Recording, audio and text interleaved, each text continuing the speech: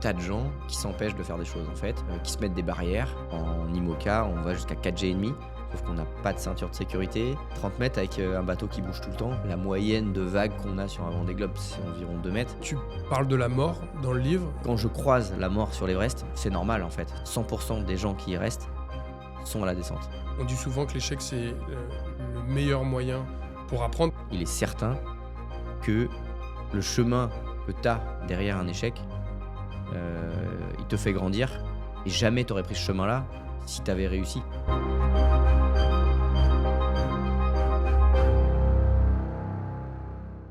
Salut Maxime, comment ça va? Salut Thomas, ça va, je suis super ravi d'être ici. Merci. Je suis très heureux que tu sois le premier invité de ce podcast éponyme. Est-ce que tu peux peut-être te représenter rapidement? Ouais, je m'appelle Maxime Sorel, j'ai 38 ans, je suis né à Saint-Malo, j'ai vécu enfant à Cancale et je suis à la base ingénieur en génie civil avant d'être aujourd'hui un skipper professionnel. Ok. Je rappelle que tu as écrit un livre qui s'appelle Mon double Everest. Tu as sorti un film également. Et j'aimerais qu'on commence par une phrase que j'ai beaucoup aimée dans le livre qui dit: pour ma part, l'objectif n'est pas de voir jusqu'où je peux grimper, mais bien d'atteindre le sommet pour y déployer mon drapeau. Vivez vos rêves. Est-ce que pour toi, l'essentiel, c'est davantage la réalisation du rêve ou plutôt le message que tu laisses derrière toi? Ouais, je pense que le message que tu laisses, il te permet d'avancer. Vivez vos rêves, en fait, ça vient hem, de par mon parcours professionnel, j'ai vu des tas de gens, qui s'empêchent de faire des choses, en fait, qui se mettent des barrières et mmh et en avançant, je me suis rendu compte que, gamin, on veut tout faire. On veut être, pilote de Formule 1 et médecin en même temps.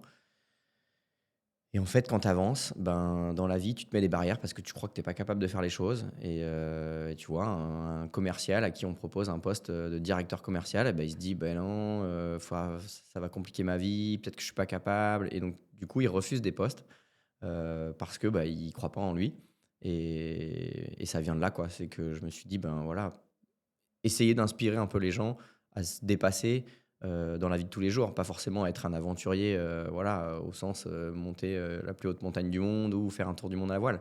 Mais juste, être un aventurier dans sa vie, prendre quelques risques et aller au bout de ses rêves, quoi. Ok. Justement, pour rebondir là-dessus, je pense qu'on a tous cette petite voix intérieure qui nous pousse et qui nous murmure quoi faire.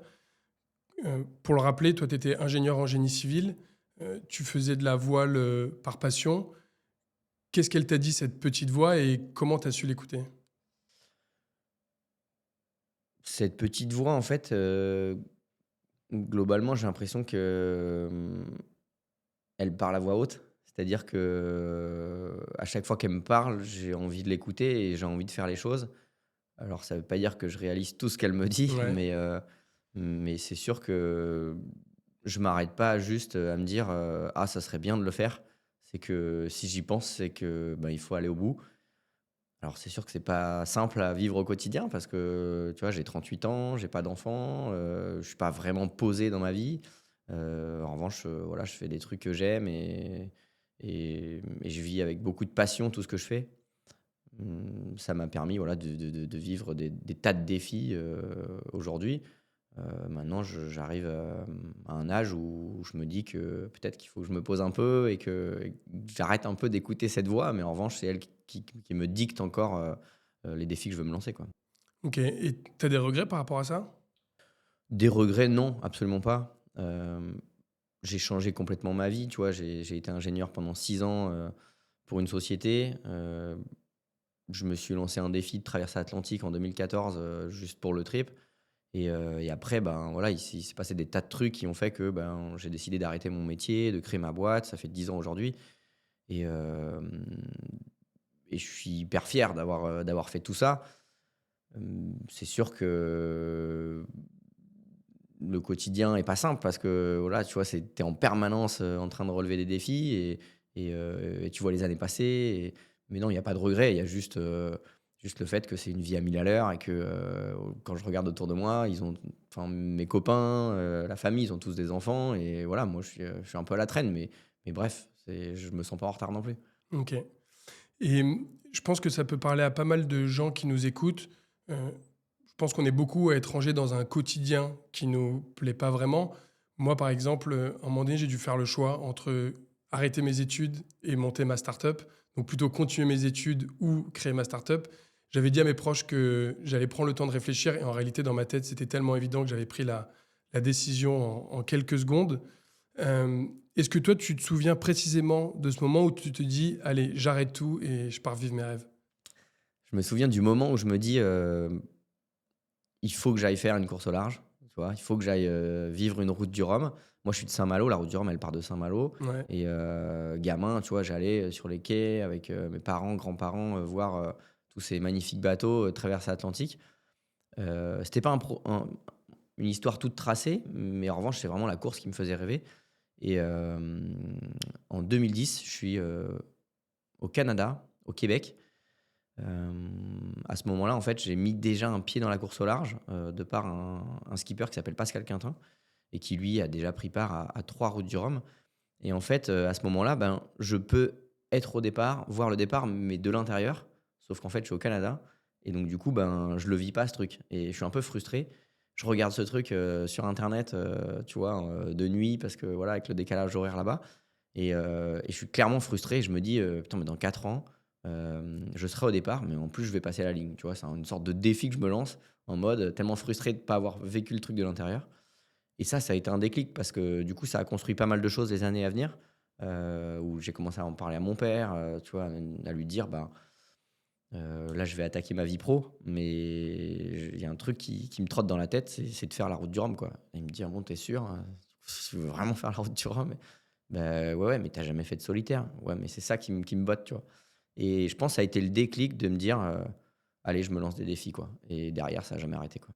OK. Et ce que je comprends, c'est que, pour toi, la frustration et le fait de dire à ses proches: «Je suis sûr de moi», même si je pense qu'on a toujours des doutes, c'est ça qui, pour toi, sont les moteurs, au quotidien quand tu relèves de nouveaux défis? Mouais, je pense après, tu vois, les défis, je les projette pas en mode, «Tiens, je ferais bien ça» et j'en parle et dis: «Ouais, je pense que je vais faire ça». C'est que j'analyse toutes les choses avant, seul. Ça peut prendre des années, hein, parce que le projet Everest, je l'avais en tête depuis enfin, je l'avais en tête en 2017 et je commence à en parler en 2021, je crois, un truc comme ça, tu vois? Donc j'analyse, je me dis: «Mais est-ce que tu craques pas là? Est-ce que tu es pas en train de rêver d'un truc qui est juste impossible?» Et en fait, je construis, cette envie et puis après je commence à en parler à des gens, ben, qui peuvent m'aider à réaliser ces projets et et puis après je les réalise. Mais c'est vrai que je suis pas kamikaze, je me lance pas des trucs où je me dis, «Voilà, je vais faire n'importe quoi, je vais partir sur la lune et on verra ce qui se passe, quoi». Ouais, OK. On reparlera de l'Everest après et j'aimerais qu'on tu as commencé à introduire la course au large. Hem, Toi, tu te lances en 2014, pour ta première course au large et ta première course, c'est la Normandie Channel Race, c'est ça? Et ouais, ça doit être ça. J'ai lu le livre, Ouais. hein. Avant qu'on parle de tes débuts et de comment ça s'est passé pour toi, j'aimerais qu'on pose un peu les bases, de ce monde pour que tout le monde puisse bien comprendre. Est-ce que tu peux expliquer aux gens qui connaissent pas, cet univers, qu'est-ce que la course au large? La course au large, c'est naviguer à la voile, loin des côtes, d'un point A à un point B. Alors parfois, on revient au point A, notamment sur le Vendée Globe, on revient au même endroit où on est parti, avec, différents bateaux. Il y a différentes catégories. Généralement, on fait ces classes, sur des tout petits bateaux qui font 6,50 m, qu'on appelle, les mini 650. Alors, chose que je n'ai pas fait. On peut aussi faire ses armes sur, des bateaux, qui s'appellent des Figaro. Donc il y a eu plusieurs types de Figaro, plusieurs tailles de bateaux, mais c'est environ une dizaine de mètres, les bateaux. Et après les catégories, qui font les grandes courses, au large, hein, qui s'appellent, Route du Rhum, Transat Jacques Vabre, Transat Anglaise, il y a 4 grandes catégories qui s'appellent donc la classe 40, pour les plus petits bateaux qui font 12 mètres. Donc c'est par là que j'ai commencé. Ensuite, il y a, les multi 50, qu'on appelle aujourd'hui des Ocean 50, c'est des trimarans, de 50 pieds, donc ça fait 15,24 m. Ensuite, tu as des monocoques, les IMOCA, c'est les bateaux qui font le Vendée Globe, sur lequel je navigue. Et puis, il y a une grande catégorie qui s'appelle les ultimes, qui sont aussi des trimarans, comme les Ocean 50, mais beaucoup plus grands. Ok. Et pour les courses, comment ça se passe? Il y a différentes courses. Et comment ça se répartit? Comment se passe une saison pour un skipper comme toi? Généralement, peu importe la catégorie, en gros, il y a des petites courses d'avant-saison. Alors quand je dis des petites courses, c'est des courses qui peuvent durer de 2 à 6 jours. Et en fin de saison, entre octobre à novembre, il y a le départ d'une grande course, donc les courses que j'ai citées tout à l'heure, Route du Rhum, Transat Jacques Vabre. Et ça, c'est des courses qui sont soit en solitaire, soit en double. Et on part à cette époque-là parce que ben, les conditions météorologiques dans l'Atlantique sont un peu plus clémentes à ce moment-là et permettent de traverser l'Atlantique avec des vents qui viennent dans le dos du bateau. Donc on appelle ça des vents portants et qui permettent d'aller un peu plus vite. Ok. Je te remercie maintenant qu'on comprend un peu mieux le concept de la course au large. Moi, j'ai l'impression qu'il y a deux courses mythiques, comme tu le disais, la Route du Rhum et le Vendée Globe. J'ai l'impression que c'est un peu l'Euro et la Coupe du Monde de vous, les skippers. Quand on commence à naviguer, quand toi tu commences à naviguer, est-ce qu'on pense déjà à ces courses légendaires ou est-ce qu'on se dit, bah, faut quand même que je fasse mes classes sur les plus petites courses? Alors ça dépend. Sportivement, oui, on pense à ces courses légendaires. Ça reste un sport un peu à part, c'est-à-dire que tu peux avoir des amateurs qui arrivent sur ce genre de course, notamment la Route du Rhum, qui permet de créer un projet en trouvant des partenaires, en achetant un bateau, en se qualifiant, parce qu'il y a quand même des choses où tu ne participes pas à ce genre de course comme ça. Et donc, avec de l'envie, de se lancer un défi, un peu d'argent, parce que c'est quand même un sport qui coûte cher, les machines coûtent cher, tu peux être au départ de la Route du Rhum. Et ça, c'est un peu unique, c'est-à-dire que tu peux pas faire la coupe du monde de foot, juste comme ça, par plaisir, et si tu es amateur. Et c'est vrai que c'est un sport qui est un peu à part, dans ce côté-là. En revanche, pour aller faire, plusieurs saisons, voilà, faire toutes les courses qui existent, heu, il faut quand même avoir un certain bagage, on va dire, sportivement, techniquement, et puis avoir la capacité à fédérer, à réunir des entreprises pour pouvoir, avoir les moyens de faire plusieurs saisons. Mais c'est vrai qu'il y a quand même ce côté-là où un amateur peut, prendre le départ, d'une course, quoi, une grande course, à la voile. Ok, donc je comprends, faut construire un projet, réunir des fonds, mais là tu l'as un peu introduit, il faut aussi être prêt physiquement parce que un amateur de voile peut faire une grande course, mais c'est quand même des contraintes énormes, physiques, mentales. Il faut quand même se préparer et être prêt physiquement. Oui, c'est sûr que ça reste des courses, qui sont complexes. Faire une traversée atlantique en solitaire, c'est pas donné à tout le monde. Il y a juste faire une traversée atlantique et puis le faire en tant que, sportif et se dire que tu vas aller faire de la performance et être dans le match et potentiellement aller faire un top 5 ou un podium. Et là, oui, il faut se préparer. C'est très sollicitant, en fonction de la catégorie sur laquelle tu navigues, ben, les bateaux sont plus ou moins extrêmes. Donc moi, je navigue sur quasiment les bateaux les plus extrêmes, qui sont les IMOCA. Donc c'est des Formule 1 des mers, c'est des bateaux à une coque, qui aujourd'hui volent, au-dessus des océans et on peut prendre des jets de pression si on compare ça à la Formule 1. En Formule 1, tu prends entre 5 à 7 jets de pression, donc c'est que 5 à 7 fois le poids de ton corps, quand ça décélère pour nous. Hem En IMOCA, on va jusqu'à 4 G et demi, sauf qu'on n'a pas de ceinture de sécurité, on n'a pas le casque ou la tête attachée, à la voiture, au bateau notamment et c'est vrai que c'est des charges impressionnantes, donc si tu es pas prêt physiquement, si ton corps est pas prêt à encaisser ça, tu vas jamais au bout des courses, quoi. Ouais, c'est énorme, c'est énorme. Et donc toi, tu as commencé en classe 40, maintenant tu es sur un IMOCA. On comprend qu'on peut commencer par une course ou une autre. Est-ce, est-ce qu'il y a un- un parcours type ou pas du tout? Si, c'est un peu celui que j'ai cité. Généralement, tu passes par la case mini, c'est-à-dire que tu fais du petit bateau. En fait, les bateaux de 6,50 m, à la base, ils sont interdits de traverser l'Atlantique.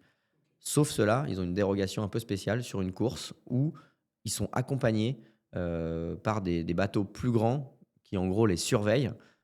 Si jamais il y a un problème, voilà, ce bateau peut aller les aider. Donc tu passes par, ces Mini 650, tu peux faire aussi du Figaro avant d'arriver sur les 4 catégories qu'on a citées tout à l'heure.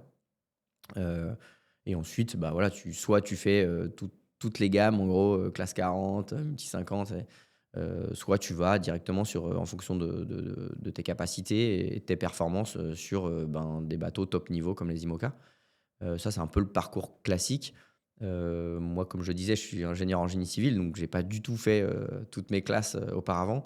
Je me suis lancé le défi en classe 40 d'aller traverser l'Atlantique. Et c'est après, avec les partenaires, qu'on a construit l'aventure. Moi, ce qui m'a séduit dans la course au large, c'était d'abord le fait que tu puisses faire de la gestion de projet. C'est que, en gros, je pouvais faire mon métier et ma passion. Et je trouvais ça exceptionnel de me dire, putain, mais c'est incroyable en fait, OK, c'est bien, tu vas naviguer, tu vas te faire plaisir sur les océans, mais avant d'aller prendre le départ d'une course, il y a toute la gestion de projet, embarquer, voilà, des bénévoles ou des salariés, suivant les tailles de projet, trouver des partenaires, faut aller chercher, des assurances, des banques et toute cette gestion de projet me passionne autant qu'aller naviguer, quoi. Ok. Ça t'a servi, toi, d'être ingénieur en génie civil pour comprendre mieux le bateau et la construction d'un bateau ou réparer un bateau quand il est cassé éventuellement?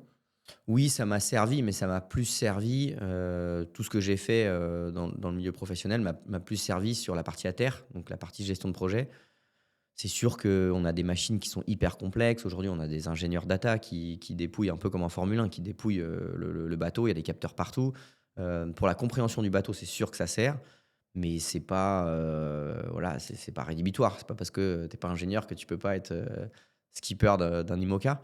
Mais sur toute la partie gestion de projet avec, voilà, les ressources humaines, enfin tout ce qu'on peut, imaginer autour d'un projet avec la communication et tout ça, ça je l'ai puisé dans ce que j'ai fait, dans mon métier d'ingénieur. Et ça a été le gros plus, c'est que, aujourd'hui on a un projet qui ressemble à quelque chose, malgré le fait que, bon, je vais pas dire que j'ai le syndrome de l'imposteur, mais j'ai pas fait toutes mes classes et aujourd'hui on se bat et on arrive à faire des top 5 contre des gars qui font ça depuis toujours, quoi, tu vois? Donc c'est chouette, ouais. Ok, j'ai vraiment l'impression qu'il y a beaucoup de ressemblances entre l'entrepreneuriat et la manière dont toi tu gères ta carrière. On y reviendra après. On a évoqué le Vendée Globe. Tu me confirmes que seuls les IMOCA peuvent courir cette course. C'est bien Ouais, c'est ça. ça, tout à fait. Euh, on dit du Vendée Globe que c'est une des courses, voire la course la plus extrême et la plus dure au monde. Est-ce que tu peux nous expliquer ce qu'est le Vendée Globe et pourquoi c'est une course aussi extrême? Ouais, alors toutes les courses qu'on a citées, qui sont des courses, soit des traversées de l'Atlantique dans un sens ou dans un autre, sont des courses où tu as entre guillemets «une sorte de droit à assistance». C'est-à-dire que tu peux, s'il y a un problème, on va dire comme en Formule 1, tu t'arrêtes au stand, on te change une pièce et tu repars. Là, tu as un problème sur le bateau, tu t'arrêtes dans un port, ton équipe arrive, elle emmène du matériel, elle te répare le bateau, ou toi, potentiellement, tu peux te reposer et ensuite, une fois que c'est réparé, tu repars. Le Vendée Globe, c'est la seule course qui est sans escale, sans assistance. C'est-à-dire que tu as pas le droit de t'arrêter et tu as pas le droit d'avoir quelqu'un, qui vient t'amener du matériel, et qui vient, surtout t'aider, à réparer. Et ça change tout en fait dans la notion de préparation de la course. C'est que, il faut que tu aies tout le matériel à bord et il faut que tu sois en capacité, d'utiliser ce matériel. Donc pour nous, ça veut dire que, il faut qu'on se fasse des ateliers de réparation, d'essayer de comprendre comment tout fonctionne à bord du bateau et tu peux pas être juste un pilote, qui fait avancer un bateau qui est à 100. C'est-à-dire qu'à un moment donné, le bateau, il va se dégrader et que, il faut être en capacité de réparer, quoi. Et ça, c'est une notion qui change vraiment la préparation du bateau et c'est pour ça que c'est tous les 4 ans et que, voilà, c'est un peu nos jeux olympiques à nous, en gros et qu'il nous faut ces 4 années pour, comprendre le bateau, être, voilà, en capacité de créer des protocoles de réparation et il y a certains skippers qui, refusent, par exemple, de monter au mât et il faut que l'équipe, se dise: «OK, il veut pas monter au mât donc si jamais on a des problèmes, avec les capteurs qui sont, en haut du mât, comment on fait?» Et donc, voilà, ils font en fonction des capacités du skipper, quoi. Ouais, parce qu'on peut l'expliquer. On voit souvent pendant le Vendée Globe des images assez extrêmes où les skippers montent en haut de leur mât. Les mâts, ils font 30 mètres, c'est ça? Ouais, c'est ça, Ouais, 30 mètres de haut, c'est ouais. assez hallucinant. C'est assez 30 hallucinant. 30 mètres avec, un bateau qui bouge tout le temps. C'est-à-dire que la moyenne de vagues qu'on a sur un Vendée Globe, c'est environ 2 mètres. Alors quand on parle de vagues, c'est pas les vagues, qui déroulent, à Hossegor, sur la plage et qui creusent et ça reste de la houle. En revanche, ça agite le bateau et le bateau, il avance tout le temps. C'est sûr que certaines personnes se disent: «Ah ouais, mais la nuit, vous continuez à avancer?» Bah, en fait, oui, c'est-à-dire que le bateau, il passe la ligne et jamais il s'arrêtera, sauf quand on arrive, quoi. Donc jour et nuit, le bateau, il avance. Il fonctionne avec un pilote automatique, parce qu'on ne peut pas barrer en permanence et on est tout le temps en train de régler le bateau, quoi. D'autant plus que c'est une course, donc faut continuer d'avancer si tu veux pas te faire dépasser. C'est ça. J'aimerais qu'on revienne sur, ton premier Vendée. C'est ta première fois, sur un événement aussi mythique. Comment on gère une première fois aussi énorme? Beh, c'est parce qu'on ne sait pas qu'on le gère bien. Mais c'est sûr que, tu vois, en 2020, en fait, mon projet, il avance, globalement avec moi et mon père au début, mon frangin qui me file des coups de main, mais j'ai pas de salarié et on avance, comme ça quoi avec, quelques bénévoles et mon frangin, il arrive pour ce projet Vendée Globe parce que je me dis que là, il faut qu'on se staffe, on change de dimension de projet, on change de bateau, le bateau est beaucoup plus complexe, et le fait qu'on fasse un Vendée Globe, bah, ça amène une ampleur médiatique, beaucoup plus importante et j'ai besoin de m'entourer. Mais en revanche, on fait ce Vendée Globe, on est 5 quoi et quand on voit tout ce qu'on a fait, après, mais pendant ce Vendée Globe, c'est assez délirant de se dire qu'on l'a fait que à 5. Et c'est vraiment une course qui est hors norme et tu t'en rends compte, à partir du moment où tu poses le bateau au Sable d'Olonne, qui est le lieu du départ du Vendée Globe, parce que, ben, les gens, il y a un truc qui se passe avec cette course. C'est vrai qu'on fait un tour du monde, on traverse tous les océans, on fait le tour de l'Antarctique et pour revenir, au Sable d'Olonne et c'est une course qui est hors norme parce qu'elle est longue et le fait qu'elle soit longue, bah, les gens, ils ont le temps de s'imprégner, ils ont le temps de regarder, tu vois? Ils passent une journée, ils vont se coucher, ils regardent la carto, le lendemain, ils recommencent et ça pendant 80 jours et donc du coup, c'est vrai que les gens, ils prennent la dimension, ils se disent: «Ah ouais, mais attends, le gars, en fait, ça fait 30 jours, 40 jours, 50 jours qu'il y est» et il y a un truc qui se passe avec cette course parce que, ouais, elle est complètement hors norme. Ouais, franchement, moi j'ai pu le mesurer, j'ai eu la chance alors pas sur ton premier Vendée, mais sur le deuxième, de te voir quelques jours avant. Je me rappelle que tu faisais plus la bise, déjà. Tu prenais beaucoup de distance. Je me rappelle, on avait discuté, tu t'étais mis à l'autre bout de la table. Émotionnellement, je te sentais concentré. Hem, on est comment émotionnellement les quelques jours avant de partir affronter la mer, pendant 3 mois tout seul, quoi? Alors, ce qu'il faut dire, c'est que avant une course, on a souvent un village de course, quasiment tout le temps, en tout cas sur les grandes courses. Un village qui peut durer de 10 à, c'est quasiment un mois hein, pour le Vendée Globe, c'est 3 semaines pleines, 4 week-ends. Et c'est un peu un show, quoi. C'est un peu un salon, on va dire, du milieu de la course au large, où ben, des tas de gens viennent sur le village, les partenaires, donc on fait beaucoup de relations publiques, et on est très très sollicité à ce moment-là. Et en fait, moi, je pars tout le temps une semaine en vacances avant ce village.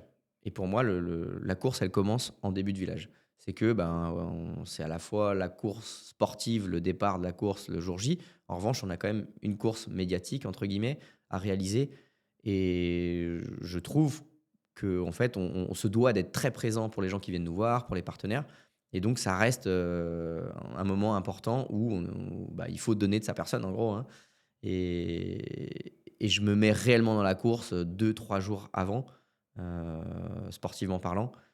Et c'est vrai que je switch un peu en mode, ben, j'arrête de faire des relations publiques et je me mets dans la course avec la météo et tout. Mais avant ça, je suis sur cette partie de village, relations publiques, quoi. Tu dis que tu pars, 1 semaine en vacances avant le village. Je sais que les sportifs, en général, ils ont souvent des petites habitudes, des petits rituels. Par exemple, un footballeur, il va toujours mettre, sa chaussure gauche avant la chaussure droite. Est-ce que toi, tu as un petit rituel la veille de la course ou le jour du départ? Ben, généralement 2-3 jours avant le départ, je prépare mes affaires avec, lesquelles je vais partir. Donc, le petit rituel, le seul petit rituel que j'ai, j'en ai pas beaucoup, c'est préparer mon tour de cou sur lequel, je mets du parfum. Et ce tour de cou, en faire, il me sert, ben, forcément en tant que tour de cou, mais aussi, pour en gros, me masquer les yeux, pour pouvoir, dormir, à n'importe quelle heure du jour et ce tour de cou généralement, ben, il fait toute la course. Alors pour une course courte, pour un Vendée Globe, j'en ai plusieurs. Mais ouais, ouais, ce tour de cou, il est important et je le choisis, c'est pas n'importe lequel, ouais. Ce que je trouve intéressant, c'est que tu pars t'éloigner volontairement, du quotidien, Mais tu as ce petit objet quand même que tu gardes qui te rappelle le quotidien, puisque le parfum, c'est quelque chose qu'on met au quotidien. C'est drôle ça. Ouais, je mets aussi du parfum de ma compagne sur ma veste de car, tu vois, alors c'est la grosse, grosse veste de car sur lequel tu as un col, tu vois, qui est un peu doux pour éviter les frottements. Et celui-ci, il est mis dans un sac. Et normalement, je le sors vraiment quand c'est la guerre. Et voilà, vu qu'il y a le parfum de ma compagne, quand je le sors, ça me fait un petit truc. Comment tu gères d'ailleurs ça, le fait de partir faire une compétition aussi extrême? Comment tu le gères avec tes proches, avec ta compagne, avec ton frère dont tu parlais tout à l'heure? C'est quelque chose, où en fait, je visualise très rarement ce qui va se passer. Je visualise d'un point de vue technique, c'est-à-dire que on va parler de l'Everest, il me semble, mais globalement, j'ai pas voulu me renseigner sur ce que j'allais faire, heu, à l'Everest. J'ai pas voulu, lire des livres, regarder trop de films, parce que j'avais envie de me raconter ma propre histoire et découvrir les choses. Et en départ de course, je suis pas en train de me dire: «Tiens, ça va être dur de quitter les proches, ça va être» et je le vis sur le moment. Alors ça veut pas dire que c'est pas dur, hein, mais je le vis sur le moment et j'essaye de pas me polluer avec ces éléments-là. J'ai l'habitude de dire que quand tu visualises la difficulté, tu vas te mettre dedans, tu vois? Et hem et du coup, globalement, j'occulte tous ces éléments-là qui peuvent être, un frein et je les vis et voilà et ça l'est moins parce que, ben, tu pas en train de dire: «Attends, on va larguer les amarres, faut que j'aille voir ma compagne, faut que j'aille dire au revoir à mon frère, faut que j'aille» tu vois? Et ça arrive, c'est comme ça et comme ça, il y a pas de regret et tout se passe bien. D'ailleurs, tu parles de dire au revoir à tes proches. Moi, j'ai suivi là le départ du dernier Vendée, sur YouTube. Ce sont des images qui sont très fortes. Quand on te voit défiler, donc pour expliquer, les skippers défilent un à un sur les pontons avant de monter sur leur IMOCA pour, prendre la direction du départ officiel de la course. On te voit serrer ton frère très fort dans les bras. Il y a une foule qui crie. C'est des millions de personnes qui regardent. Les émotions sont fortes. Tu l'as vécu 2 fois. Ça fait quoi quand tu es juste là avant de monter dans ton IMOCA et que tu serres fort tes proches dans tes bras? En fait, c'est quand même quelque chose qui est très scénarisé. C'est-à-dire que l'organisation de course nous dit, bon, bah, voilà, vous allez faire ça, c'est millimétré, en fait. On a un planning à la seconde, avec, tu restes là, tu es isolé. Après, tu as une zone mixte avec, tous les journalistes, tu vois, international. Après, les journalistes, français, spécialisés voile ou pas, machin. Ensuite, tu vas arriver sur le ponton, tu auras tant de temps avec, le président du département de la Vendée, na na et après tu as, 5 minutes pour dire au revoir à tes proches. Ensuite, tu largues les amarres à telle heure. Ensuite, tu prends le chenal et après le chenal, ça y est, tu peux faire ce que tu veux, en gros. Et ça, on s'y prépare parce que tu te dis: «Mais, à quel moment, là, je pars faire un tour du monde. Moi, j'ai juste envie de kiffer avec les gens, tu vois, qui sont venus me voir et tout» et en fait, tu te mets, je vais pas dire en mode acteur parce que c'est pas vrai, et en plus, moi, je me prête facilement au jeu. Mais ben, oui, tu es obligé de faire ça, tu as signé, en fait, c'est dans le contrat et et donc tu dois le respecter. Moi, ce que je trouve rude, et ça m'a fait enfin le même effet la première fois et la 2e, c'est, chez moi, enfin du moins là où je loge, à l'hôtel ou dans un appartement, hem, je me brosse les dents et je me regarde la dernière fois dans le miroir en mode: «Putain, je pars faire un tour du monde, quoi». C'est un truc de fou et ça te met une pression de dingue et ça te prépare à tout ce qui va se passer, tu vois, les 1 heures où tu arrives sur le village, quoi. Ouais. Mais ouais, cette sensation, elle est là, tu vois, c'est quand même la seule enfin, c'est la course où il y a eu, le plus de gens à parvenir. Alors c'est peu, hein, tu vois? Il y a eu, il me semble dans toutes les éditions du Vendée Globe, je crois que c'est 4 personnes qui n'en sont parvenues, si je dis pas de conneries. Mais malgré tout, ça reste, tu vois, la course la plus complexe et avec le plus de risques. Donc veille de partir ou, matin de partir, c'est assez rude, ouais. Et tu te regardes dans la glace quand tu rentres du Vendée? Oui, oui, tu te regardes, ouais, ouais. Après, j'ai un miroir, dans le bateau aussi, hein, mais mais non, c'est surtout le départ qui est moi, quand je reviens, j'ai envie de partager, j'ai envie d'être avec les gens, tu vois? Enfin, souvent, on me dit: mais c'est pas dur, en fait, d'arriver, il y a plein de monde, machin». Mais non, c'est ce qui m'a manqué le plus, sur le bateau, donc mais ouais, c'est plus, le miroir, c'est plus avant de partir.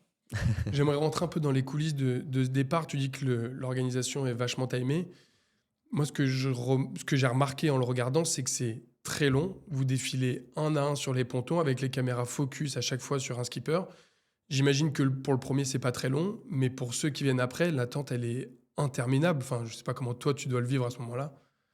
Oui, alors en fait, je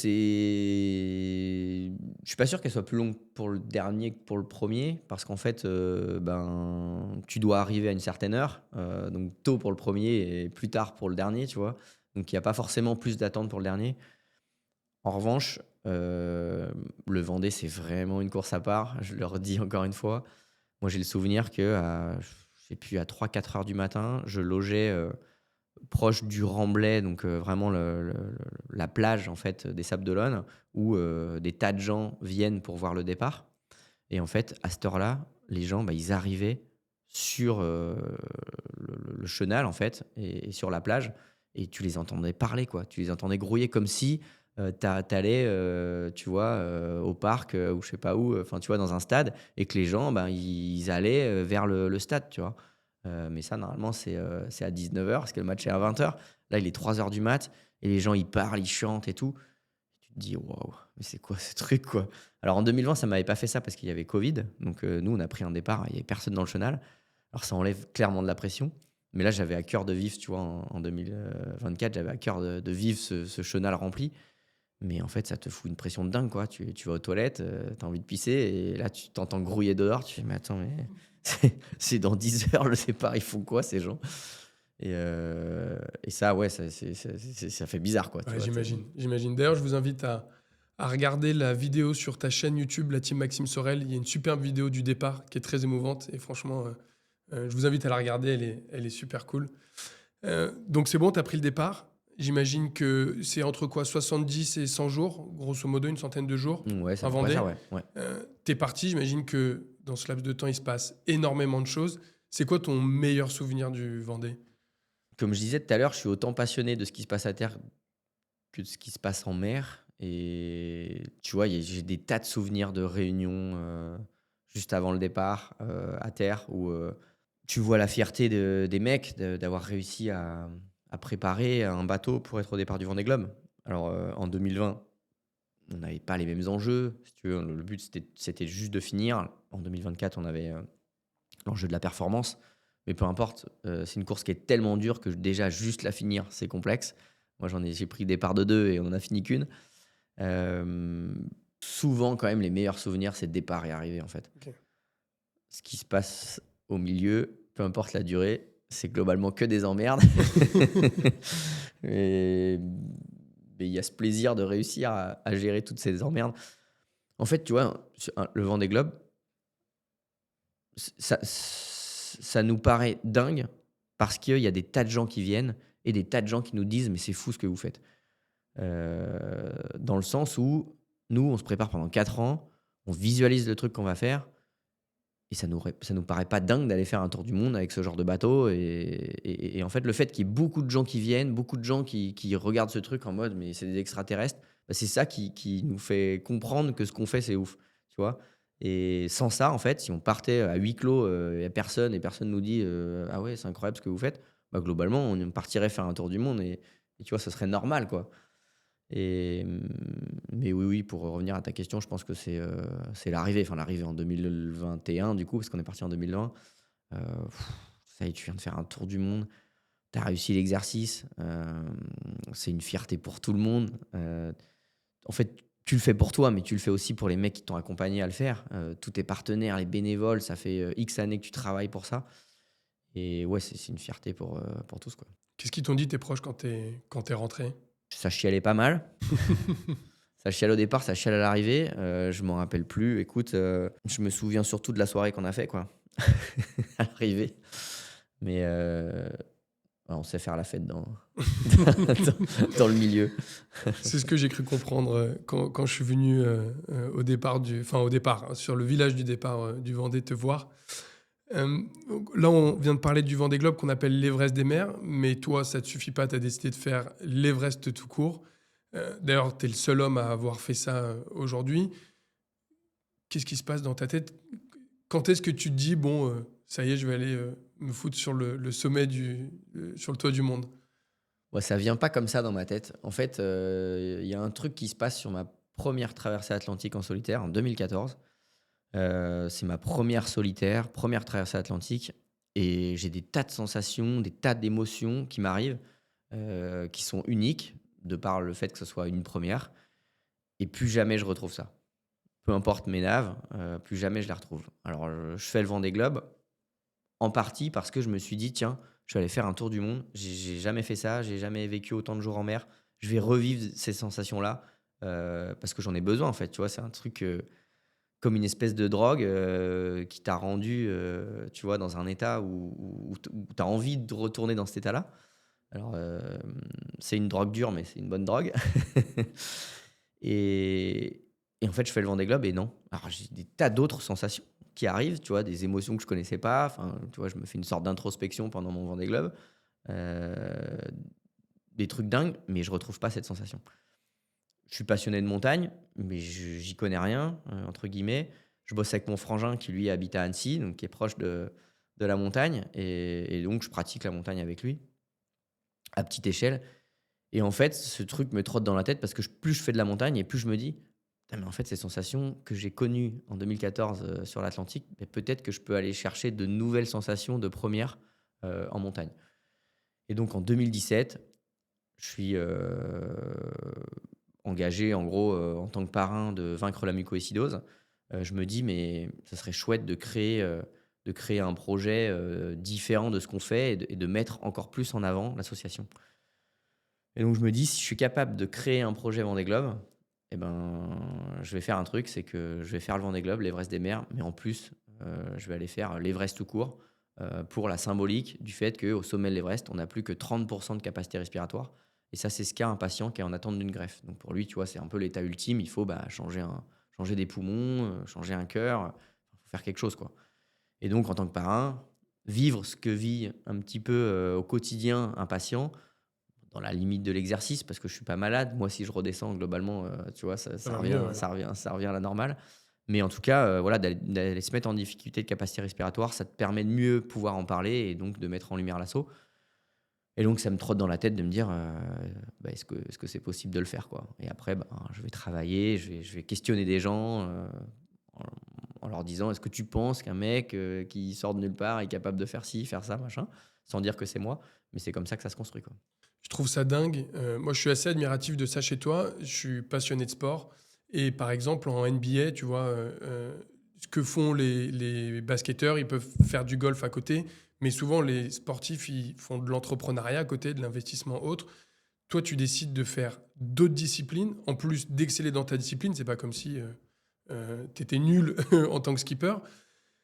Comment tu fais pour être aussi polyvalent physiquement? Parce que j'imagine qu'on prépare pas une navigation comme on prépare l'Everest. Comment tu gères ça à ce moment-là? Globalement, le sport, enfin, j'en ai fait depuis gamin et c'est mon quotidien dans le sens où j'ai envie de pratiquer tous les sports. Je sais pas combien de sports j'ai fait en club quand j'étais gamin, mais genre, j'en ai fait peu longtemps. Si, de l'athlétisme, mais genre, du foot, du hand, enfin, j'ai un peu fait de tout, parce que j'avais soif de comprendre, d'apprendre et je suis passionné, heu du corps humain, de comprendre ce qui se passe. Enfin, je trouve que la machine, elle est incroyable, le corps, il est incroyable et je suis passionné d'essayer de comprendre ce qui se passe et de se mettre dans le défi d'aller faire des choses et de voir comment on peut faire pour réaliser ces choses-là. Donc je pense que cette soif, elle vient de là, c'est que, ben, je vais au bout des choses, je m'entoure, des gens qui sont en capacité de m'entraîner et j'ai envie d'aller, de me mettre dans des situations, un peu périlleuses, pour, bah, voilà, me provoquer et essayer de donner le meilleur de moi-même, quoi. Et c'est comme ça que je me dis, ben, c'est pas impossible de faire ça, et si ça l'est, ben, ça me motive d'autant plus. Et globalement, tu te prépares de la même manière? Physiquement, est-ce que tu dois développer d'autres aptitudes pour faire de l'alpinisme, que quand tu pars en navigation? Ouais, bah, en fait, la problématique, c'est que je me lance ce défi, mais à côté, je continue à faire, ben, mon métier de coureur au large et donc cumuler les 2 en termes de préparation, c'est complexe. Je fais d'autres sports aussi à côté et tu es obligé de te préparer de manière assez spécifique. sans oublier ce que tu fais à la base. Et donc, j'ai dû m'entourer d'un centre de préparation qui fait de l'expertise, de l'analyse humaine, en fait, et qui a été en capacité de m'entraîner sous hypoxie, donc, tu vois, en manque d'oxygène, pour qu'on ait déjà un peu les prémices de ce qui va se passer dans le corps et de se dire: «Ah bah ouais, en fait, là, mon cerveau, sans rien faire sur un ordi en train de répondre à des questions, il consomme, 15 d'oxygène, juste en réfléchissant» et que ces 15 ça ramène, ton taux d'oxygène dans le sang, déjà presque à une limite, où certains, ils tombent dans les pommes. Donc ça veut dire que plus je serai haut et plus je vais me mettre à réfléchir, et ben, plus ça sera complexe d'avancer, quoi. Donc, il faut créer des automatismes et tu vois? Donc toutes ces choses-là, je les ai appris, avec un centre, qui m'a aidé parce que le délai d'apprentissage était court, et surtout qu'il y avait pas qu'un sport, il y en avait plusieurs, en même temps, quoi. Et quand tu quand toi tu annonces, l'Everest, tu as déjà fait ces tests? Parce que je sais que le mal des montagnes, on le connaît, même si on peut se mettre en condition dans des centres comme tu l'as fait, je sais qu'on le connaît réellement quand on est en haute altitude, mais il y a peut-être un monde où tu résistes pas au mal des montagnes? Ouais, alors oui, oui, je suis pas monté très haut, j'ai fait le Kilimandjaro, C'est déjà pas mal. en Afrique, oui. Alors, le truc, c'est que la situation géographique du Kilimandjaro fait que, en fonction de là où tu es, en gros, sur la terre, et l'altitude à laquelle tu es, il y a plus ou moins d'effets, de l'altitude. Le Kilimandjaro, pour ça, ben, il est haut, c'est un quasi 6000, mais de par sa situation géographique, en fait, c'est un peu moins que 6000, en ressenti en tout cas. Et donc, ça m'a quand même permis de voir ce qui se passait sur mon corps. Heu, on l'a fait, alors c'est chouette parce que le Kilimandjaro, on a accompagné en fait, un patient, qui avait, la mucoviscidose, qui a eu à un moment donné plus que 55 de capacité respiratoire. Et il y a un traitement qui est arrivé, là, il y a 3-4 ans, qui redonne de la capacité respiratoire. Donc au moment où il a fait l'ascension du Kili, il devait être autour des 70 et on a accompagné ce patient au sommet du Kilimandjaro. Donc tu vois, la symbolique, elle était forte. Mais en tout cas, c'était moi ma première expérience à ces altitudes pour voir ce qui se passait sur mon corps et me dire, «Bon, bah, maintenant, on va tenter d'aller faire plus, quoi». Il y a un truc que je retiens, de ton livre qui m'a pas mal marqué, c'est ce rapport entre la solitude et l'esprit d'équipe. Parce que globalement, quand tu fais l'Everest, si tes jambes et ton mental ne te permettent pas de continuer, tu peux jamais atteindre le sommet. En revanche, si les Sherpas, tes coachs physiques et les gens qui t'accompagnent ne sont pas là, tu n'atteins pas non plus le sommet. Comment tu gères, toi, dans ces... Donc là, pour la navigation et pour l'alpinisme, deux sports individuels, comment tu gères ce rapport-là? En fait, c'est un besoin, c'est-à-dire que je me vois pas créer, un projet de cette ampleur-là, sans les gens qui m'entourent, avec lesquels on va construire ce projet. Heu, je suis pas du tout un solitaire dans l'âme, malgré le fait que, bah, je fasse des les plus grosses courses qui existent, sur la planète en solitaire. Mais j'ai besoin de tous ces gens et de ça me donne envie, mais aussi de leur donner envie d'être là où ils sont et de faire ce qu'ils font. Je suis entouré de gens qui sont un peu autodidactes dans ce qu'ils font. C'est-à-dire que, bah, voilà, je bosse avec mon frangin, avec, le mari de ma sœur, et en fait, on construit le projet ensemble, hem et je les challenge, sur des choses qu'ils savent pas forcément faire, à la base, et ça, c'est un réel besoin dans la gestion du projet. Sur l'Everest, je découvre globalement les gens qui vont m'accompagner, qui vont m'aider à gravir cette montagne, du moins qui vont être à côté de moi, parce qu'ils me tirent pas pour marcher. Mais au tout début, je construis cette relation, c'est-à-dire que j'ai besoin d'être serein et de savoir avec qui je vais le faire, et de créer cette connexion pour avoir une fierté en revenant de ce défi, peu importe si, on arrive, au sommet ou pas. Mais en tout cas, d'avoir construit quelque chose et que ça reste, quoi. Et pour l'anecdote, c'est que ces Sherpas, on a créé un lien très, très fort. On les a fait venir en France, ils ont navigué sur le bateau et tu vois, on est vraiment allé, au bout des choses. C'est pas juste quelqu'un qui va m'accompagner au sommet et puis ensuite derrière, tu vois, il y a pas de relation. C'est que sans cette histoire qu'on crée ensemble, ben, je pense que je vais pas au sommet, en fait, j'y arrive pas. Ouais, c'est absolument génial. D'ailleurs, sur une aventure comme celle-ci, comment tu gères le mental qui est hyper dur dans des conditions qui sont hyper extrêmes? Là, pour le coup, sur l'Everest, ce que j'ai appris dans la course au large a été, très, très bénéfique. pour ceux qui vont regarder le documentaire ou qui vont lire le livre, globalement, on est 3 Français, à tenter l'ascension. Donc, mon chef d'expédition qui m'a entraîné, pendant 2 ans et demi, Guillaume Vallot, qui lui est alpiniste chevronné, et Julien qui est quelqu'un qu'on rencontre 2 semaines avant de partir, je crois. Et lui, bah, il est là pour ramener des images. Donc c'est, tu vois, le caméraman, qui est là pour ramener des images. Et lui, il arrête au camp 2 et Guillaume, il arrête, au-dessus du camp 4 sur vraiment l'ascension finale. Et donc je suis tout seul à arriver au sommet. Et c'est au moment où je me retrouve seul avec mon Sherpa, que je prends conscience. Alors ça, j'en prends pas conscience tout de suite parce que sur le moment, je suis très focus. Mais après, en revivant un peu cette scène, mentalement, je me dis que j'étais méga focus et rien pouvait m'arrêter. Certains sportifs, pas que des sportifs de haut niveau, mais peuvent connaître ce qu'on appelle l'état de flow. C'est un état où un pilote de Formule 1, il pourra faire le tour du circuit en fermant les yeux. Un perchiste, va réussir, tu vois, une barre, méga haute avec le geste parfait, un truc qu'il n'a jamais réussi à l'entraînement, alors que, tu vois, il a fait, 120 sauts pour le faire. Et cet état de flow, il est unique et il est difficile à aller chercher, mais c'est tout le conditionnement que tu as mis auparavant qui te permet de rentrer dans cet état. Et c'est, tu focus, il y a rien qui t'arrête, tu es une machine, tu avances, tu as conscience de ton corps, tu vois, tu pas dans l'inconscient, tu es justement dans la pleine conscience de ton corps et tu es en capacité de faire des trucs, qui sont uniques, quoi. Si on avait un bouton pour rentrer dans cet état, j'appuierais en permanence dessus. Je connaissais pas du tout cet état de flow. Comment tu le gères quand les conditions sont aussi extrêmes? Comme je te disais tout à l'heure, je suis jamais dans la visualisation de après. C'est-à-dire que, alors là, ça prend tout son sens quand tu gravis l'Everest, c'est que un pas et un autre et un autre, et ça, c'est ça qui va t'emmener au sommet. Et c'est pas, «Oh putain, le prochain pas, il va être dur. Oh mais non, mais attends, mais il fait froid. Oh mais non, mais attends, mais là, faut qu'on après il faut qu'on redescende et nin». Et c'est, tout va bien, un pas et on avance et on avance et on avance.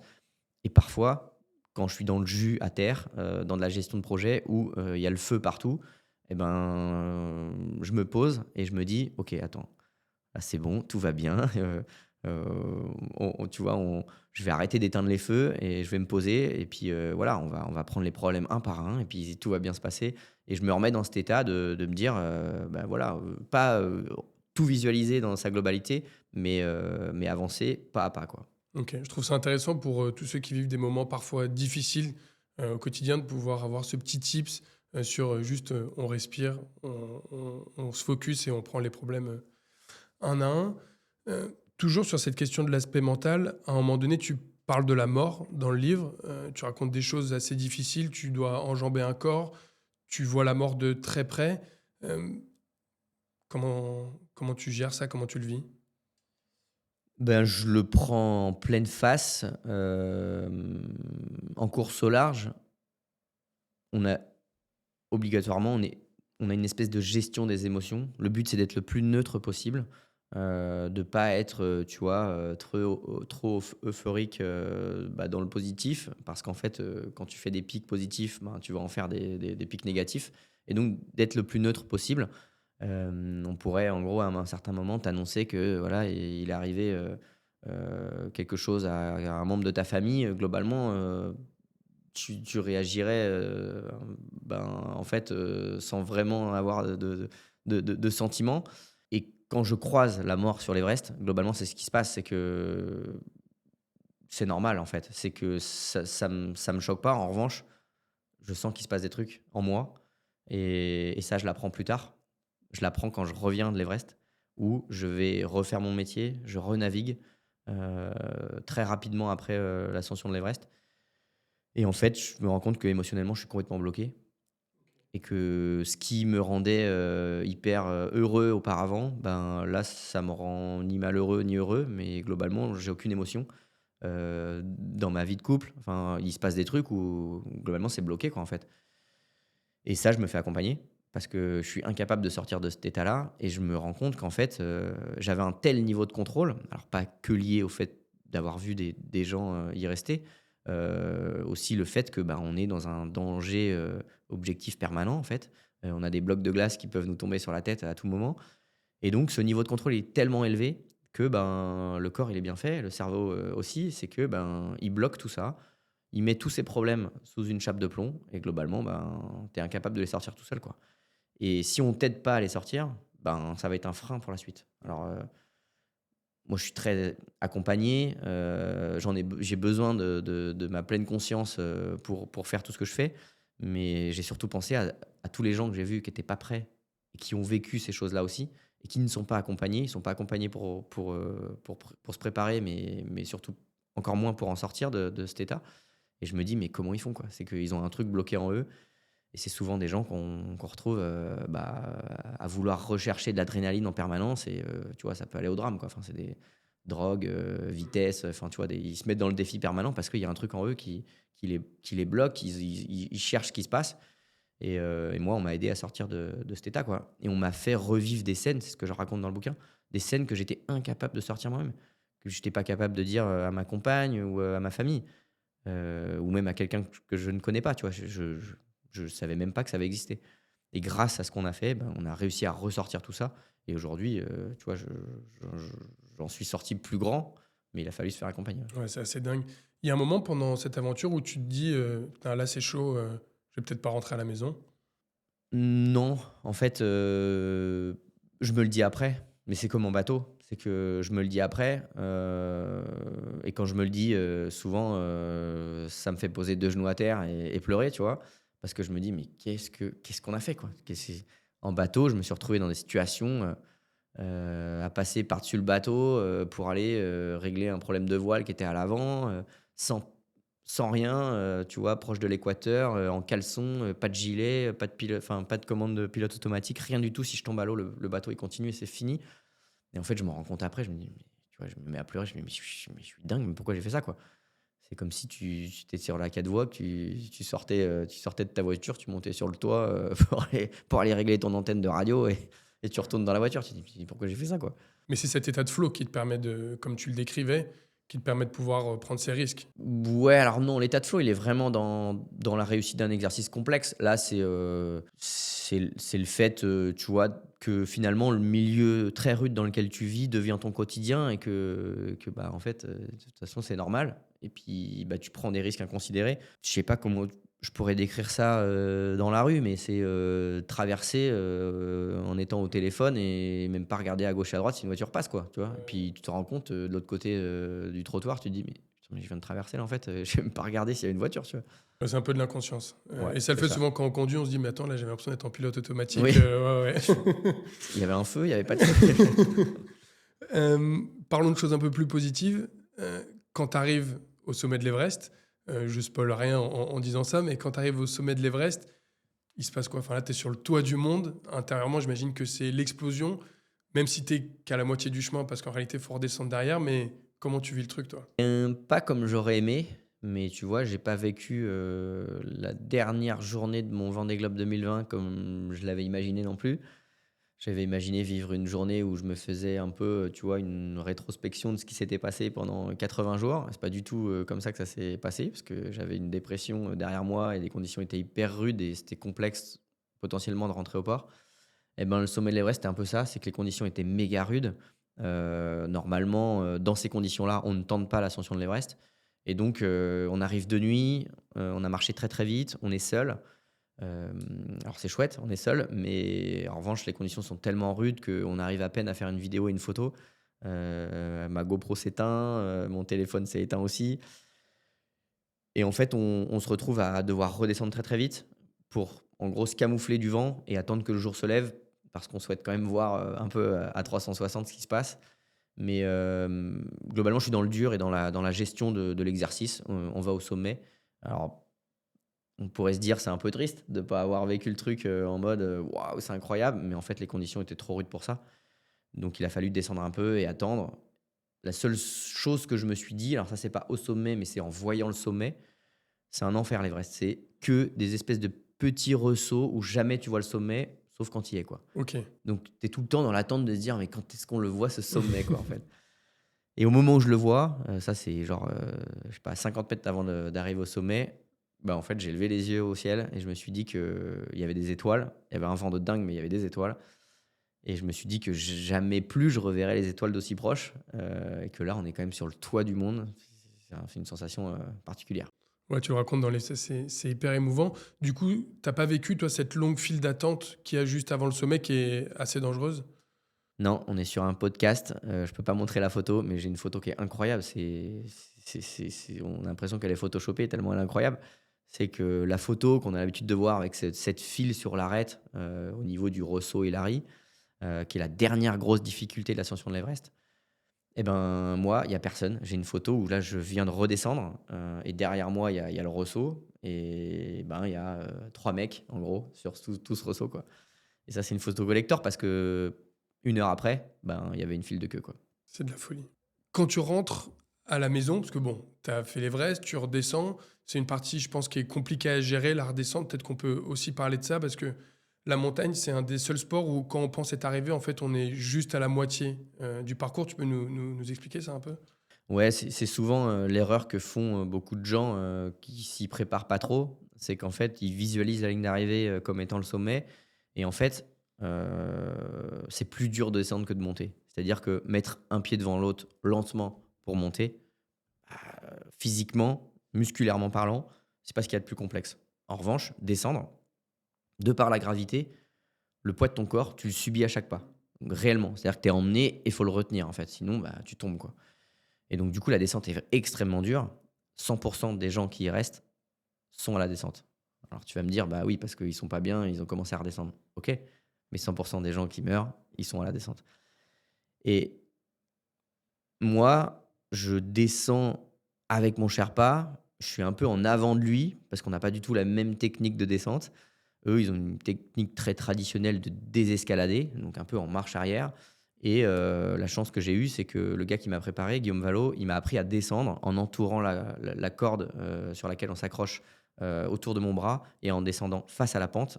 Et ça fait que je descends extrêmement vite avec cette technique. Et donc, du coup, bah, en fait, il est derrière moi et j'arrive au camp 4, le camp où on a laissé nos affaires avant de tenter le sommet.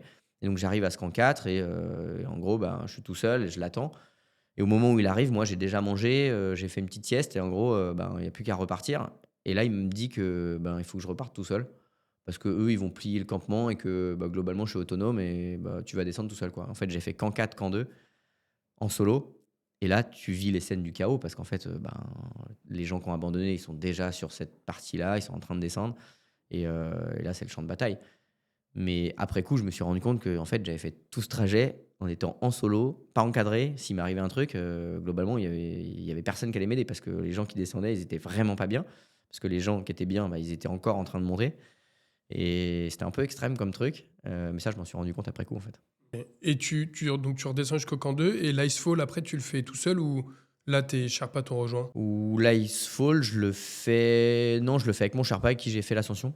Et je le fais avec Guillaume. Guillaume qui, lui, était déjà redescendu au camp 2 et qui m'attendait au camp 2. Ouais. Ok.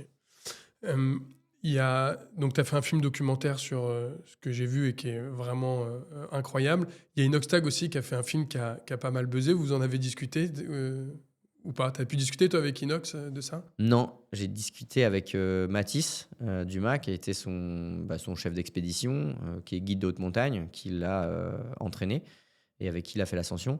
Donc on a échangé surtout avant, parce que ben, eux avaient décidé de faire des sommets que nous on avait fait, et puis on a échangé un peu de comment ça s'était passé. C'est- Enfin, pour ceux qui ont vu le documentaire et ceux qui ont vu le nôtre ou qui souhaitent le voir, globalement, c'est deux axes bien différents. Le nôtre, il est très porté sur ben, le fait de manquer d'air pour les patients mucos. Et on n'a pas eu la même technique. On a pris moins d'oxygène que eux. Ils avaient aussi euh, enfin, un nombre de gens assez important pour être en capacité de ramener des images incroyables. Enfin, globalement, c'est juste dingue ce qu'ils ont fait au sommet de l'Everest. Et on n'a pas vécu non plus la même fin d'ascension où nous, c'était horrible avec le vent, le froid et tout ça. Et eux, c'était quand même beaucoup plus clément. Mais c'est deux axes bien différents. Mais j'ai trouvé très chouette, en tout cas, ce qu'ils ont fait. Cool.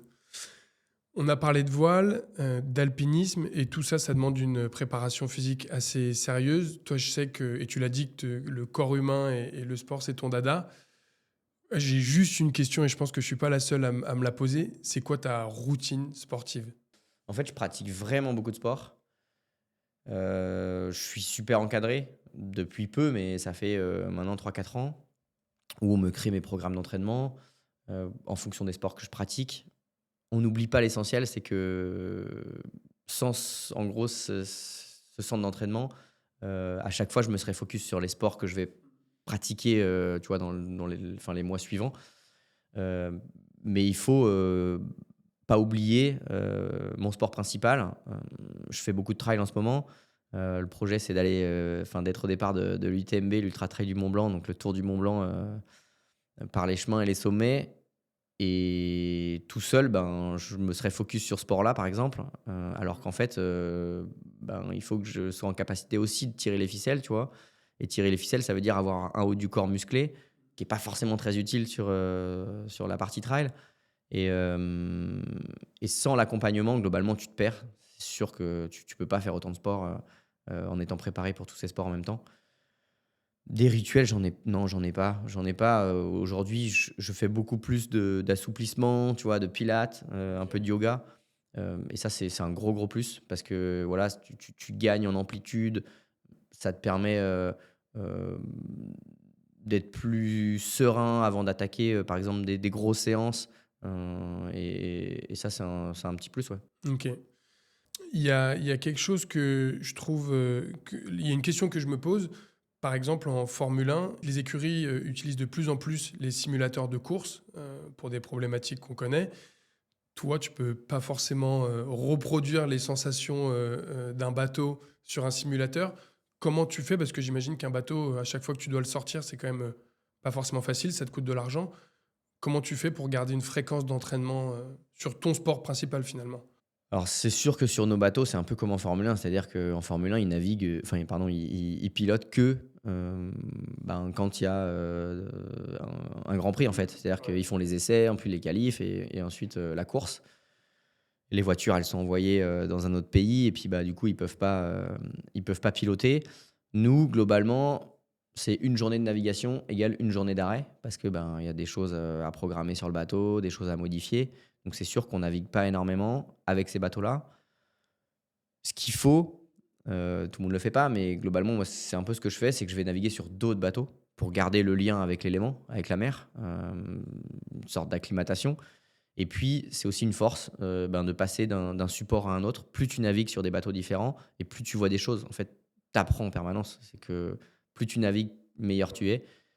Et surtout, si tu navigues sur des bateaux différents du tien, tu vas apprendre des choses et quand tu vas revenir sur ton support, ben, tu vas être encore meilleur, parce que ça reste ton support de prédilection et donc tu es très à l'aise avec ce support et donc tu vas te mettre en difficulté avec d'autres supports et tu vois des grosses années, j'ai souvenir que je crois que c'est en 2018 ma plus grosse année, je passe 270 jours sur l'eau, sur 365 jours, donc c'est énorme, mais c'est là où je suis le plus performant, en fait. Plus je passe de temps à naviguer sur d'autres bateaux et plus je suis performant. Il y a des bateaux qui sont mis à disposition des skippers ou comment ça se passe pour ces bateaux d'à côté dont tu parles?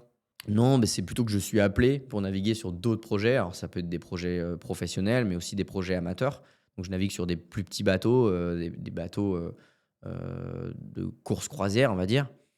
Et ça, c'est en équipage et donc j'ai juste un rôle à bord du bateau. Alors c'est, soit régler les voiles, barrer, enfin voilà, c'est des rôles, où il y a un peu de perf, avec, du réglage un peu fin à réaliser. Et ça, c'est des bateaux de propriétaires sur lesquels, je vais naviguer ou sinon je navigue pour d'autres projets, donc tu vois, j'ai pu faire, des campagnes de ce qu'on appelle des grands prix. C'est, des courses, plutôt côtières, pas très larges, avec, des bateaux, quasi identiques, donc sur des trimarans, voilà, des monocoques, diverses catégories, quoi. On parle beaucoup quand on parle de la course au large, le sujet qui revient souvent, c'est aussi la nutrition, parce que vous mangez une nourriture qu'on ne mange pas, sur terre. Mais de manière plus globale, toi, c'est quoi ton rapport à la nutrition? Bah, c'est l'essence qu'on met dans le moteur. C'est-à-dire que si on mange pas bien, on peut pas bien s'entraîner. En tout cas, soit on récupère pas bien, soit on se blesse, en fait. Et donc, c'est capital. Ça, j'en ai pris conscience quasiment au tout début. C'est en 2015. En fait, j'ai fait un partenariat avec des gens qui fabriquent une sorte de compléments alimentaires, notamment liés à l'hydratation. Et j'ai vu les effets sur mon corps liés au fait que je m'hydratais pas assez auparavant. Et ils m'ont mis à disposition une nutritionniste. Alors, à la base, qui était pour moi juste la partie nutrition, et aujourd'hui qui est bien plus que ça. C'est-à-dire que elle est dans la compréhension du corps en rapport à ce que je fais. Et donc, alors, je sais pas comment la décrire, mais c'est pas coach de vie, c'est qu'elle va essayer de trouver avec finesse des outils pour permettre de réaliser autant de défis que je me lance. Et donc, elle va passer par des huiles essentielles, de la prépa mentale, enfin vraiment tout un spectre très très large. Et elle s'appelle Myriam et elle m'accompagne aujourd'hui depuis 10 ans. Et aujourd'hui, enfin, sans elle, je vais pas au sommet de l'Everest, quoi. À l'Everest, je mangeais un nombre de compléments alimentaires naturels incalculable, quoi. Globalement, la nourriture que je mangeais, c'était juste pour le plaisir, mais tout le reste, ça me permettait d'avoir l'énergie pour le corps, quoi. Ok, donc tu as vraiment un accompagnement 360. Je sais que de plus en plus, les sportifs traquent leur data. Je te connais un peu et je pense que j'ai déjà la réponse, mais toi, est-ce que tu traques tes données et quels sont les outils que tu utilises pour faire ça? Ouais, beh, je sors tout juste, tu vois, d'une analyse très, très complète. Alors ça, c'est lié au centre d'entraînement, qui s'appelle Trodent Perform, qui est à côté du lac d'Annecy. Et eux, en fait, bah, ils mesurent tout. Alors tout, c'est vraiment tout. Et on fait des bilans en permanence, donc grâce à Myriam sur le côté, tu vois, ben, bilan, sanguin, nutri. Et puis, le reste, c'est, des tests, physiques, cognitifs, psychomoteurs, tu vois? Enfin de tests, d'effort, très complets. Ça, je le suis au quotidien avec une montre. Donc c'est-à-dire que les valeurs sont pas forcément exactes. En revanche, ben, j'ai une valeur en permanence et donc, je vois l'évolution de cette valeur. Ce que je veux dire par là, c'est que, ben, tu vois, le cardio, le sommeil, tout ça, ce ne sont pas des valeurs forcément exactes parce que la capacité du capteur, tu vois, est pas non plus, c'est pas un capteur très très performant. En revanche, vu qu'il mesure en permanence, ben, tu peux voir les plus et les moins. Et ça nous donne quand même vachement de base. Sur le bateau, j'avais aussi des outils connectés, typiquement une veste, un t-shirt plutôt qui mesure le taux de sudation, rythme cardiaque, les effets, les jets, sur le corps, et tout ça dans le but d'enrichir notre base et aussi de faire des études pour essayer de comprendre, ben, comment on peut améliorer certaines choses, sommeil et autres. Et ça, c'est un peu le travail du quotidien, quoi. Ok, ok. J'aimerais qu'on parle, qu'on passe à un autre sujet qui est celui de l'entrepreneuriat. Moi, personnellement, je suis convaincu que un sportif est un entrepreneur parce qu'il est entouré de personnes autour d'un projet commun et il y a deux grands objectifs, c'est la performance et gagner de l'argent. Toi, tu te sens, alors tu l'as dit tout à l'heure que tu aimais bien la gestion de projet, mais tu te sens entrepreneur aussi? Bah, oui, oui, enfin, j'ai créé une entreprise il y a maintenant 10 ans, pour gérer ces projets-là. Cette société, elle a 2 entités. Elle a une entité, génie civil, mon métier de base, où, ben, je continuais au tout début où j'ai créé cette boîte à travailler là-dedans. Je faisais, on va dire de la réponse d'appel d'offres, pour des sociétés. Et puis, bah, la gestion de projet voile, aujourd'hui, ça ne fait plus que ça, cette société. Mais oui, entrepreneur dans le sens où, bah, on entreprend des choses, on entreprend des défis et puis, ben, il faut savoir s'entourer, trouver les bonnes personnes, créer des liens, trouver des partenaires, des gens qui sont en capacité de nous assurer parce qu'on fait des défis un peu extrêmes, et ça, c'est presque dire ma première passion. C'est gérer une entreprise, avec toutes les difficultés que ça comporte, quoi. Ok. Donc, ouais, je comprends que toi, au-delà de faire ton métier principal qui est d'être skipper, tu gères aussi toutes ces parties-là. Euh, je pense, comme tous les grands champions, un des traits de personnalité que tu as, c'est d'être challenger et de vouloir aller faire toujours une meilleure performance. Est-ce qu'il y a des compétences connexes entre le sport de haut niveau et l'entrepreneuriat, selon toi? Je pense que oui, parce que Je sais pas si on peut dire que tous les sportifs sont entrepreneurs au sens, professionnel du terme, parce que certains sont très accompagnés, ils font leur sport, mais il y a pas forcément des gens à gérer. Peut-être, je vais dire ce qui me caractérise, sur les 2 côtés, le côté pro et plutôt le côté sportif, je pense que c'est la capacité à rassembler, et la capacité à entraîner les gens dans ce que je fais. Et donc ça, c'est très utile pour un entrepreneur qui doit, trouver des collaborateurs avec qui, voilà, il va partager énormément de temps et il va partager ses idées pour tenter, d'aller réaliser des tâches. Donc il faut les emmener et je pense que ça dans le sport d'équipe, on le comprend bien, mais dans le sport individuel, finalement, on n'est pas si solitaire que ça parce que, il y a des gens qui nous préparent, des gens qui préparent le bateau et ça reste une équipe à terre avant d'aller faire un exercice où, un tennisman, il est entouré de tas de gens, un coach mental, Ouais, bien sûr. un coach sportif et s'il ne sait pas emmener ces équipes-là, vers un but, commun, globalement, ça fonctionne pas, quoi. Donc, ouais, je pense cette capacité à rassembler et à emmener vers un objectif, ouais. Ouais, donc faut être un leader, forcément de nature quand on fait ce métier. Il y a une autre dimension assez importante, dans la notion de l'entrepreneuriat, c'est l'échec. On dit souvent que l'échec, c'est, le meilleur moyen pour apprendre. Par exemple, tu vois, moi, avant de faire mon école de commerce, j'ai loupé médecine 2 fois, mais je sais que, ce que j'ai appris, c'est la valeur travail. J'ai appris à travailler à des heures, pas possibles et cetera. Toi, tu as vécu un échec dernièrement, alors je ne sais pas si on peut l'appeler comme ça, sur le Vendée. C'est indépendant de ta volonté parce que tu t'es blessé, malheureusement, mais tu as pas pu aller au bout de ton objectif. C'est quoi ton rapport à l'échec et est-ce que peut-être tu peux nous dire comment tu as vécu, ça dernièrement? Ouais, ouais, mais c'est vrai que l'échec, c'est un mot qui fait peur, surtout en France, je sais pas pourquoi et alors souvent, les remarques que j'entends, c'est, «Ouais, tu dis ça parce que, tu pas le choix, tu étais au pied du mur, donc tu as trouvé du positif dans cet échec». Peut-être, peut-être que c'est ça qui aide, à faire ce chemin-là. En revanche, il est certain que le chemin que tu as derrière un échec, il te fait grandir et jamais tu aurais pris ce chemin-là si tu avais réussi, tu vois? Si tu étais allé au bout de l'exercice et donc en fait, c'est dur, c'est complexe, de sortir d'après un échec. En revanche, c'est vraiment très, très riche et oui et tu apprends plus dans l'échec que dans la victoire. C'est-à-dire que j'ai souvenir, je sais plus comment il s'appelle ce coach-là qui, je crois que c'est, en basket, universitaire qui en gros a amené, au top niveau, une équipe, universitaire et qui l'a maintenue pendant X années et il dit que, en gros l'erreur qu'il a fait, c'est de maintenir cette équipe et de rien changer. Parce que, à un moment donné, en fait, la concurrence, elle a évolué. Eux, ils se sont remis en question et que, il a fini par perdre, en fait, le championnat qu'il gagnait depuis je sais pas combien d'années. Et ça, c'est, pourquoi on va changer les choses si ça fonctionne, tu vois? Quand tu échoues, forcément, il y a une erreur et donc il faut aller comprendre cette erreur et faire en sorte que ça évolue pour pouvoir grandir.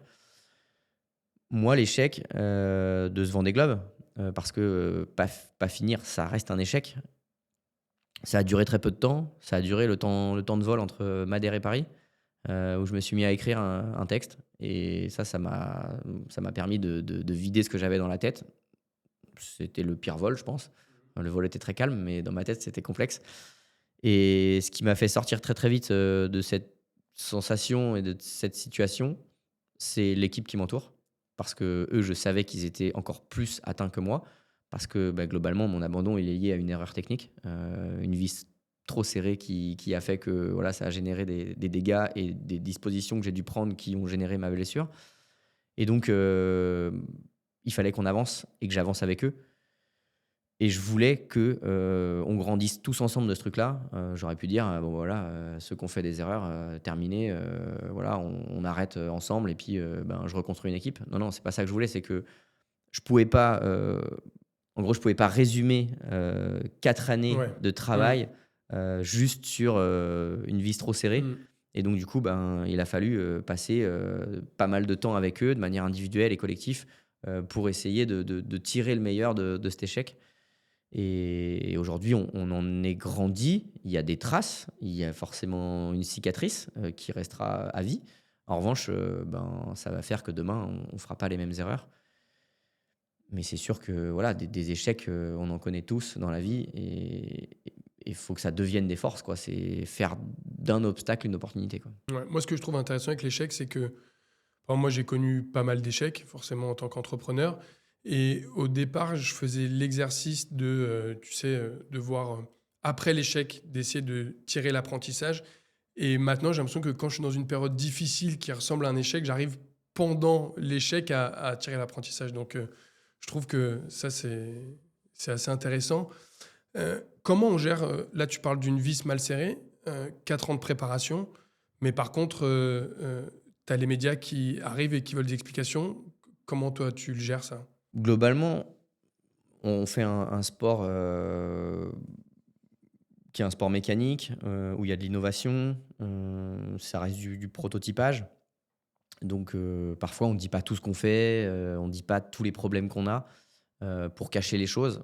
Moi, je cache pas grand-chose et j'ai toujours fonctionné comme ça.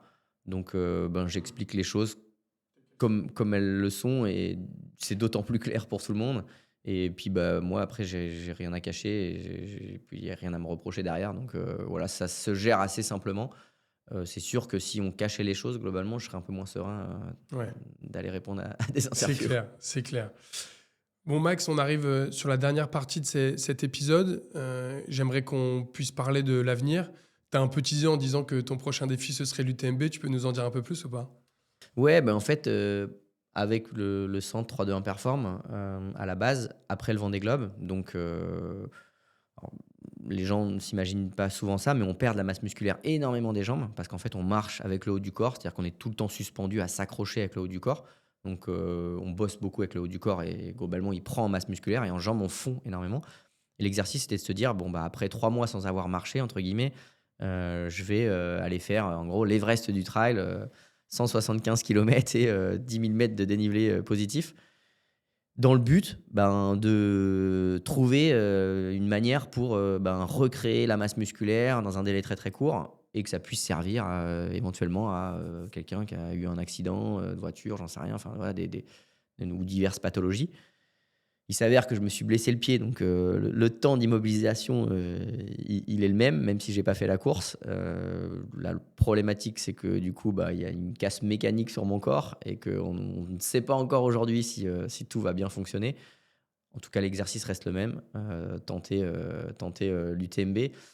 Le trail, c'est une approche, assez similaire finalement à la course au large, de par, pas mal de choses. La nutrition, la gestion, du matériel, tu vois? Tu te changes en permanence, pas mal d'espèces de protocoles, que tu mets en place, le fait que ça dure longtemps et tout ça, tu vois? Les montées, les descentes, tu peux les assimiler à des zones de vent calmes, des zones de vent forts et donc du coup, je me suis pris de passion pour ce sport et tenter l'UTMB, enfin faire le tour du caillou comme on dit, mais le tour de la plus haute montagne, c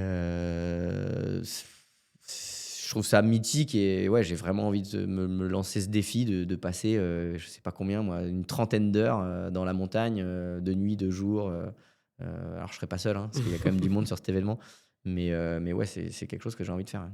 Je suis en train de me dire que ce mec est dingue et il s'arrêtera jamais. Où est-ce qu'on peut suivre toutes ces aventures? Bah, sur nos réseaux sociaux, Maxime Sorel, globalement un peu partout, On mettra les liens YouTube, dans la description de l'épisode, bien évidemment. Écoute, on arrive à la toute fin de l'épisode. Merci, franchement, c'était un honneur de faire ce premier épisode et j'espère que ça va être écouté, que les gens vont bien aimer cette discussion. J'ai juste deux petites dernières questions. Euh, Est-ce qu'il y a quelqu'un que tu aimerais voir dans un prochain épisode d'Éponyme? En ce moment, je suis pas mal Mathieu Blanchard Ok, et j'aime bien aussi son approche, tu vois? C'est quelqu'un avec qui, j'aimerais bien faire un truc. ok. J'ai cru comprendre qu'il aimait aussi le bateau et je sais pas s'il est motivé pour, pour aller faire du bateau.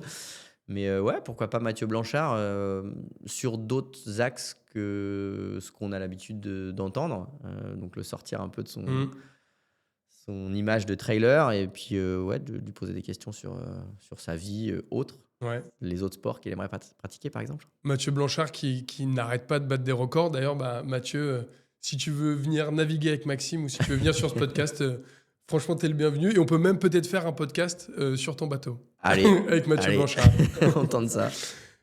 Dernière question. Comme j'ai dit en introduction, je suis convaincu que nous sommes tous les héros de notre propre histoire et même les super-héros de notre histoire. Si tu devais avoir un super pouvoir, ce serait lequel? Celui de donner envie aux gens de faire du sport? Tu le fais déjà, non? Je sais pas. Ou alors soigner tous les malades pour qu'ils Ça puissent me faire va. du sport. Je prends. Et j'ai gardé pour vous le meilleur pour la fin. À chaque épisode, on va essayer de vous faire gagner un cadeau dédicacé par mon invité. Pour ce tout premier épisode, Max, c'est un livre que tu vas dédicacer au nom de quelqu'un. On vous mettra les informations dans la description de l'épisode. Merci Max. Merci à toi. Good job.